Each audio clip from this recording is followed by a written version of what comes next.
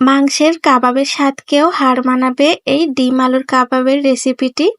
আসসালামু আলাইকুম everyone, welcome back to my channel. আজ আমি তৈরি করে দেখাবো ডিম আলু দিয়ে খুবই মজাদার একটি কাবাবের রেসিপি। সাদা ভাত, পোলাও, এমনকি বিকালের নাস্তা হিসেবে খেতেও খুবই ভালো লাগে। ঘরে থাকা উপকরণ দিয়েই তৈরি করে নেওয়া যায়। খুবই সহজভাবে তৈরি করে দেখিয়েছি, আশা করছি সবার কাছে ভালো লাগবে। কাবাব তৈরি করার জন্য এখানে 3টা মিডিয়াম সাইজের আলু, 2টা ডিম ভালোভাবে সিদ্ধ করে নিয়েছি।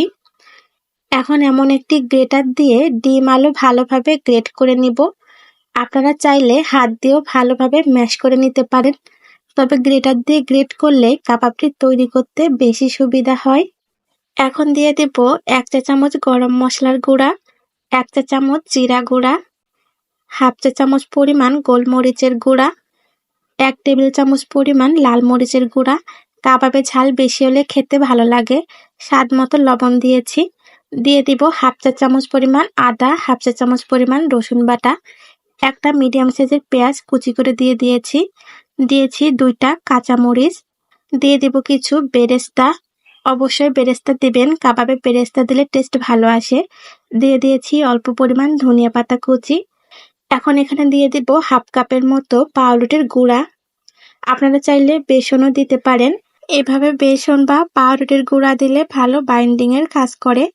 আমি বাজারে যে নর্মাল পাউরুটি পাওয়া যায় তার ভেতরে সাদা অংশটুকু ব্লেন্ডার জারে গুঁড়া করে নিয়েছি।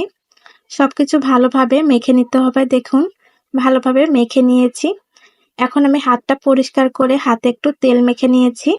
এখন কাবাবের শেপ দিয়ে নিব। এজন্য এখান থেকে পরিমাণ মতো আলুর মিশ্রণ নিয়ে নিয়েছি।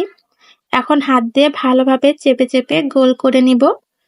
গোল করার পর হাত দিয়ে এভাবে চাপ দিয়ে একটু চ্যাপ্টা করে নিলেই কাবাবের শেপ হয়ে যাবে। তারপর আমি 4 সাইডটা ভালোভাবে মসৃণ করে নিচ্ছি। দেখুন, একটা কাবাব তৈরি হয়ে গিয়েছে। আপনাদের বোঝার সুবিধার্থে আমি আরেকটা কাবাব তৈরি করে দেখাচ্ছি। এখান থেকে পরিমাণ মতো ডিম আলুর মিশ্রণ নিয়ে হাত দিয়ে ভালোভাবে চেপে চেপে গোল করতে হবে। তারপর 2 হাতের তালুতে চাপ দিলেই কাবাব তৈরি হয়ে যাবে। আর যতটা পারবেন ভালোভাবে ওপরটা মসৃণ করে নেবেন হাত দিয়ে চেপে চেপে। দেখুন, আমি 4 সাইডটা ভালোভাবে মসৃণ করে নিয়েছি। সবগুলো কাবাব আমি একইভাবে তৈরি করে নিয়েছি। এখন এই কাবাবগুলো ডিপ করার জন্য একটা ডিম নিয়ে নিয়েছি। ডিমে দিয়ে দেব স্বাদ মতো লবণ, হাফ চা চামচ গোলমরিচের গুঁড়া। এখন একটা কাঁটা চামচ দিয়ে খুবই ভালোভাবে ফেটিয়ে নিব, যেন ডিমের সঙ্গে লবণ আর গোলমরিচের গুঁড়া ভালোভাবে মিশে যায়। এই ডিমটা দিয়ে আমি কাবাবগুলো ডিপ করে ভেজে নিব। ডিম ছাড়া কিন্তু কাবাবটা ভাজতে যাবেন না, এতে খুলে আসবে। এখন একটা কাবাব ডিমের মধ্যে দিয়ে ভালোভাবে ডিপ করে নিয়েছি। কাঁটা চামচ দিয়ে এভাবে তুলে নিব, এতে করে এক্সট্রা ডিমের ব্যাটারটা ঝরে যাবে। আমি চুলাতে তেল গরম করে নিয়েছি। এখন এই গরম তেলে কাবাবগুলো ছেড়ে দিব। সবকটা কাবাবই ডিমে সেম ভাবে ডিপ করে তারপর দিতে হবে। আমি সবগুলো কাবাবই সেম ভাবে ডিমে ডিপ করে তেলে দিয়ে নিয়েছি। এখন আমি কাবাবগুলো উল্টে দিব। এ পর্যায়ে চুলার জালটা হাইটে রাখবো, যেহেতু কাবাবের সব উপকরণই আগে থেকে সিদ্ধ করা ছিল, এজন্য হাইটে কাবাবগুলো ভেজে নিতে হবে। আমি সবগুলো কাবাবই উল্টে দিচ্ছি, এতে করে অপর পিঠটাও লালচে কালার করে ভাজা হয়ে যাবে। অবশ্যই কাবাবগুলো উল্টে পাল্টে লালচে করে ভেজে নিতে হবে। বেশ কিছুক্ষণ ধরে ভেজে নিয়েছি। দেখুন, কাবাবে সুন্দর লালচে একটা কালার চলে এসেছে। কাবাবগুলো এ পর্যায়ে আমার ভাজা কমপ্লিট। এখন কাবাবগুলো তেল থেকে তুলে নিতে হবে। আমি একটা ছাঁকনি দিয়ে কাবাবগুলো তেল থেকে তুলে নিচ্ছি। বাকি কাবাবগুলো সেম ভাবে ভেজে নিব।